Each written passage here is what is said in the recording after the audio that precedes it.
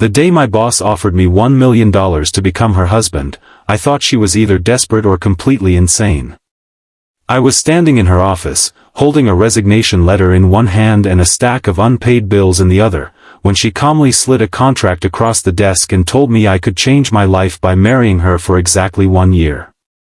I laughed because I thought it was a joke. It wasn't. What I didn't know was that the contract had a hidden purpose, and by the time I discovered it, I was already too deeply in love with the woman who had hired me to pretend. If stories about unexpected love, second chances, and the kindness hidden behind difficult choices touch your heart, please take a moment to like this video, share it with someone who needs hope, and subscribe to Ripple of Kindness. You never know when a simple story can remind someone that love sometimes arrives in the most unexpected way. My name is Daniel, and before that strange day, I was simply an ordinary employee trying to survive. I worked as a financial assistant at a powerful company owned by Elena Hart, a woman everyone described as brilliant, intimidating, and impossible to understand.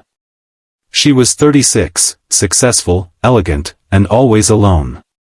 She never attended office parties, never talked about her personal life, and never allowed anyone close enough to see beyond the perfect image she had built. I was 29 and barely keeping my own life together. My mother needed expensive treatment, my younger sister was still in college, and after my father died, I had become the person everyone depended on. Elena had noticed my situation long before I realized she knew anything about me. One evening, after everyone had left the office, she called me into her office. There was no smile on her face, only an unusual softness in her eyes. She told me her family was pressuring her to marry because of a condition in her grandfather's will. If she remained unmarried for another year, control of a major part of the family business would be transferred to her cousin, a man she trusted even less than she trusted strangers. She needed a husband who would agree to stay beside her for 12 months, attend family events, and maintain the appearance of a real marriage. In return, she would pay me enough money to solve every financial problem I had. I should have refused. Instead, I thought about my mother's hospital bills. The contract was simple. 1 year. Separate bedrooms. No romantic expectations. No interference in each other's personal lives. At the end of the year, we would divorce quietly and walk away. I signed it believing I was selling 12 months of my life. I never imagined I was giving Elena a chance to teach me what love really meant.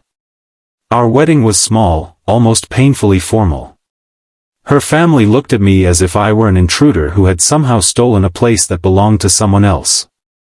Elena stood beside me in a simple white dress, beautiful but strangely sad. When the photographer asked us to smile, she looked at me for a second, and something in her expression made my heart ache. It wasn't happiness. It was fear. Living together was even stranger. At first, we barely spoke.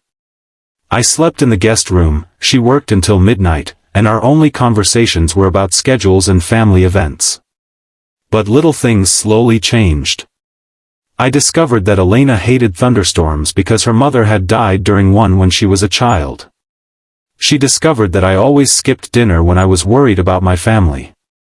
Without telling me, she started leaving food outside my office door on nights when I worked late.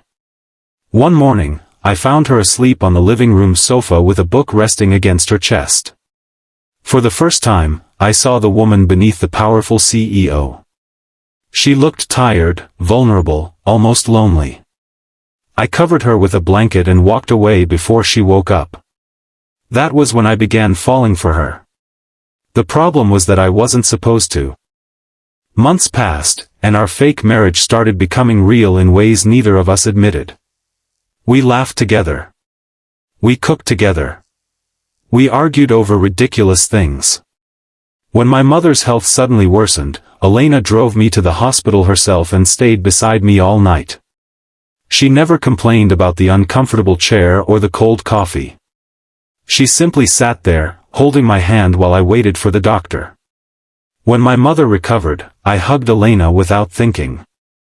She froze for a moment, then wrapped her arms around me. Neither of us said anything.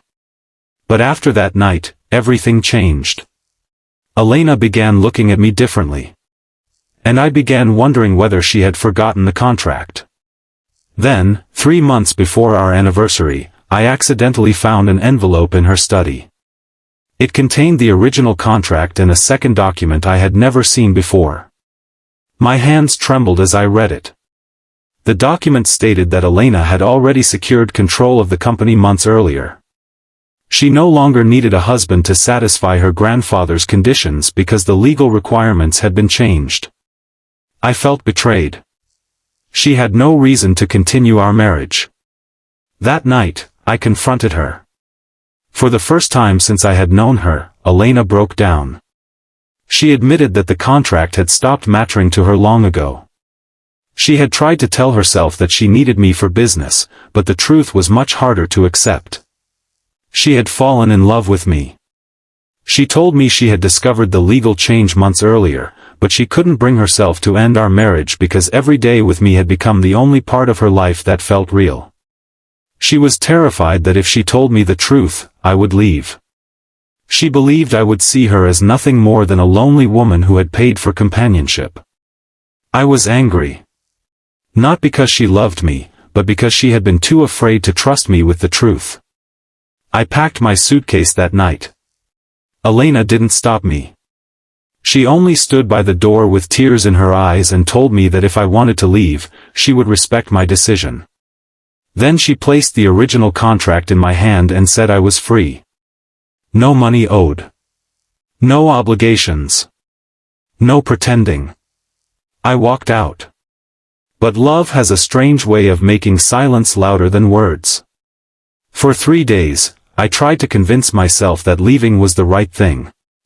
I returned the money she had paid me and started looking for another job. I told myself I could rebuild my life without her. Then I found something in my mailbox. It was a letter from Elena. She wrote that she never regretted paying me because the contract had brought the most precious person into her life. But she apologized for making love feel like a transaction. She said she didn't want my signature, my loyalty, or my debt. She wanted only one thing, a chance to ask me to stay without a contract between us. I read that letter several times. Then I went back to her house. She opened the door and stared at me as if she couldn't believe I was standing there. I took the contract from my pocket, tore it in half, and let the pieces fall to the floor. I told her that I didn't want one more year. I wanted every year. Elena cried before she smiled, and when she held me, there was no business arrangement, no family pressure, and no money between us. There were only 2 people who had started with a fake marriage and somehow found something real. A year later, we celebrated our anniversary again. But this time, there was no contract. There was a simple ring on Elena's finger, my mother sitting beside us, my sister laughing across the table, and a photograph of the 2 of us hanging on the wall. The woman who once paid me to pretend to love her had become the person I could no longer imagine living without. Sometimes life gives us what we ask for. And sometimes, it gives us something much greater than we ever expected. If this story touched your heart, please like the video, share it with someone who believes in second chances, and subscribe to Ripple of Kindness. Your support helps these stories reach people who may need a little hope today. And before you go, comment "Real love needs no contract" if you believe that the strongest relationships are built not on promises written on paper, but on the choice to stay when there is nothing forcing you to. Because in the end, Daniel didn't become Elena's husband because she paid him. He became her husband because, after the contract ended, he finally realized he had found the one reason in the world he never wanted to leave.